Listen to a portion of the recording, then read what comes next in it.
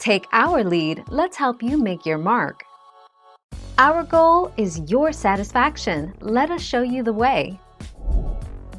Powdered sugar. It's ideal for dusting, icing, frosting and other decorating as it easily dissolves in liquid to create a thick, spreadable substance.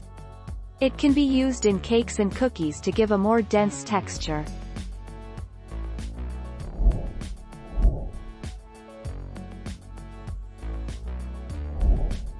Take our lead. Granulated sugar. Granulated sugar has had all of the naturally present molasses refined out of it. It is the sugar that is most commonly used in baking. The fine crystals in granulated sugar don't cake together, which makes it perfect for measuring, sprinkling onto food and dissolving into drinks.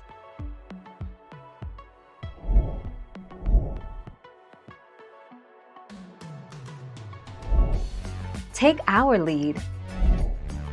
Castor sugar. Probably the most widely used sugar in baking.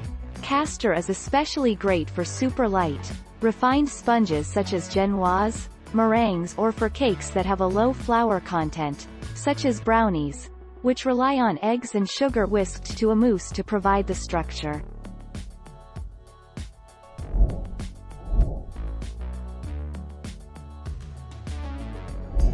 Let's help you make your mark. It's the preferred sugar for baked good decorations such as frosting, icing, and dusting. You'll also see it used often in candy and fudge recipes as well as dense cookie and dessert bar recipes. It dissolves very easily, so can be used in beverages such as homemade chocolate milk.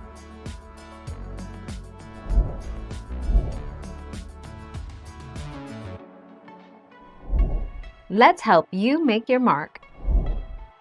A. It is not recommended to substitute confectioner's sugar for granulated sugar.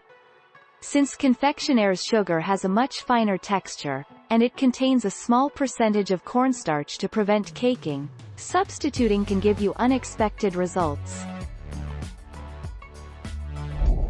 Thank you for watching. Please subscribe and hit the bell notification.